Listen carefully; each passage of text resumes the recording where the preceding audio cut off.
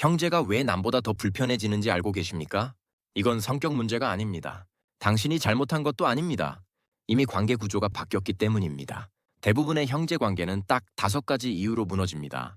그리고 이걸 모르면 지금보다 더 멀어집니다. 어느 순간부터 형제가 불편해졌다고 느낀 적 있습니까? 연락은 해야 할 것 같아서 하지만 하고 싶어서 하지는 않습니다. 전화를 걸까 말까 고민하다가 결국 미루고 문자가 와도 바로 답하지 않고 한참 뒤에야 짧게 답합니다. 만나면 반갑긴 한데 편하지는 않습니다. 대화는 길어지지 않고 금방 끊깁니다. 같이 있어도 이상하게 긴장이 풀리지 않습니다. 이건 자연스러운 변화가 아닙니다. 이미 관계 구조가 바뀌었다는 신호입니다. 그 신호는 아주 조용하게 시작됩니다. 크게 싸운 적도 없고 특별한 사건도 없었는데 이상하게 거리감이 생깁니다. 그리고 그 이유를 잘 모른 채 시간이 지나갑니다. 여기까지 들으셨다면 이미 하나는 눈치채셨을 겁니다. 문제는 성격이 아니라 반복된 행동이라는 걸. 그런데 여기서 더 위험한 게 있습니다. 첫 번째 이유입니다. 역할이 고정됐기 때문입니다. 처음엔 그냥 한번 도와준 겁니다. 야, 이거 좀 해줘. 그 말을 들었을 때 잠깐 망설였지만 그냥 해줬습니다. 굳이 거절하기도 애매했고 괜히 분위기 깨기 싫어서 넘겼습니다. 그리고 비슷한 일이 또 생깁니다. 이번에도 그냥 해줍니다. 그때 머릿속에서는 이런 생각이 스칩니다. 이 정도는 괜찮겠지. 굳이 말 꺼내기도 애매하네. 그냥 내가 하는 게 빠르다. 이 생각이 반복되면 행동도 반복됩니다. 그리고 반복은 기준이 됩니다. 어느 순간부터 부탁이 당연해지고 당신의 배려는 기본값이 됩니다. 처음엔 부탁이었는데 어느 순간 명령처럼 들립니다. 야, 그거 해놔. 야, 이것도 좀 해. 말투는 달라지지 않았는데 느낌이 달라집니다. 그리고 더 중요한 건 그걸 거절하지 못하는 자신입니다. 이 순간 이미 관계는 수평이 아닙니다. 한 사람은 요구하는 위치에 서고 다른 한 사람은 맞추는 위치에 서게 됩니다. 이게 첫 번째 구조입니다. 지금부터가 가장 중요합니다. 이걸 모르면 형제 관계는 절대 바뀌지 않습니다. 대부분의 사람들이 여기서 실수합니다. 두 번째 이유입니다. 거절에 대한 공포입니다. 사람들은 스스로를 이렇게 설명합니다. 내가 착해서 그런 거라고. 내가 배려심이 많아서 그런 거라고. 하지만 아닙니다. 거절하면 관계가 틀어질 것 같아서 참는 겁니다. 특히 형제 관계에서는 이 반응이 더 강하게 작동합니다. 어차피 계속 봐야 하는 관계이기 때문입니다. 완전히 끊을 수 없다고 느끼기 때문에 더 쉽게 참아버립니다. 그래서 부탁이 아니라 명령처럼 느껴져도 그냥 넘어갑니다. 이게 반복되면 뇌는 하나를 학습합니다.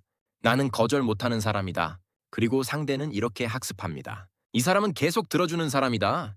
이 두 개의 학습이 만나면 관계는 고정됩니다. 이때부터는 상황이 아니라 구조가 작동합니다. 세 번째 이유입니다. 감정을 표현하지 않기 때문입니다. 분명히 서운했던 순간이 있었습니다. 왜 나만 해야 하지? 왜 이건 당연한 거지? 이 생각이 스쳤던 순간이 있었을 겁니다. 예를 들어 이런 상황입니다. 무거운 짐을 들고 있는데 옆에 있으면서도 아무 말도 하지 않는 순간, 같이 들자는 말 한마디 없었던 그 순간, 그때 느꼈던 감정은 단순한 불편함이 아닙니다. 존중받지 못한다는 느낌입니다. 하지만 그 감정을 말하지 않았습니다. 괜히 말 꺼냈다가 분위기 이상해질까봐 그냥 넘겼습니다. 괜히 예민한 사람처럼 보일까봐 참고 넘어갔습니다. 이 선택이 쌓입니다. 그리고 감정은 사라지지 않습니다. 형태만 바뀝니다. 서운함은 거리로 바뀌고 억울함은 침묵으로 바뀝니다. 그래서 형제 관계는 특이하게 무너집니다. 크게 싸워서 끝나는 게 아니라 조용히 멀어집니다. 아무 일도 없었던 것처럼 보이지만 사실은 많은 일이 쌓여 있었습니다. 아마 여기까지 들으면서 이런 생각이 들었을 겁니다. 그래서 어떻게 바꾸라는 건데 지금부터 그 방법을 말씀드립니다. 네 번째 이유입니다. 가족은 편해야 한다는 착각입니다. 이 생각이 가장 위험합니다.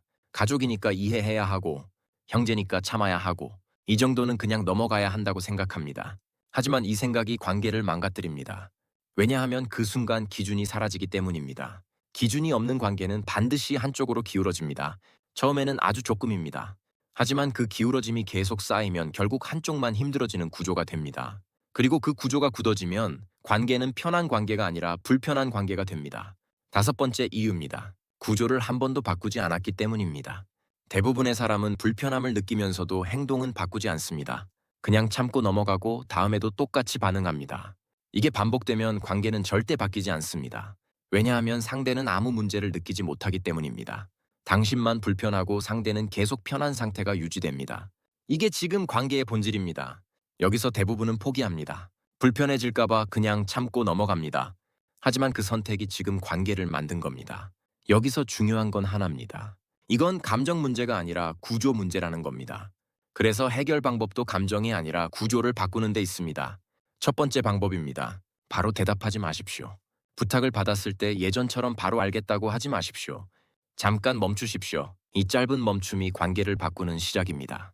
그 순간 당신은 처음으로 선택을 하게 됩니다. 두 번째 방법입니다. 조건을 거십시오. 무조건 들어주지도 말고 무조건 거절하지도 마십시오. 대신 이렇게 말하십시오. 이건 같이 해야 가능합니다. 지금은 어렵고 나중에 가능합니다. 이 한 문장이 기준을 만듭니다. 그리고 그 기준이 반복되면 관계가 바뀌기 시작합니다. 세 번째 방법입니다. 불편함을 피하지 마십시오. 이 말을 하면 분명히 어색해집니다. 상대도 당황하고 순간적으로 공기가 멈출 겁니다. 그 순간이 가장 중요한 순간입니다. 그 불편함을 넘지 못하면 관계는 절대 바뀌지 않습니다. 기억하십시오. 불편함은 위험이 아닙니다. 단지 익숙하지 않은 감정일 뿐입니다. 그리고 그 감정을 지나가야 관계가 바뀝니다. 이제 선택만 남았습니다. 이대로 둘 것인지 아니면 바꿀 것인지.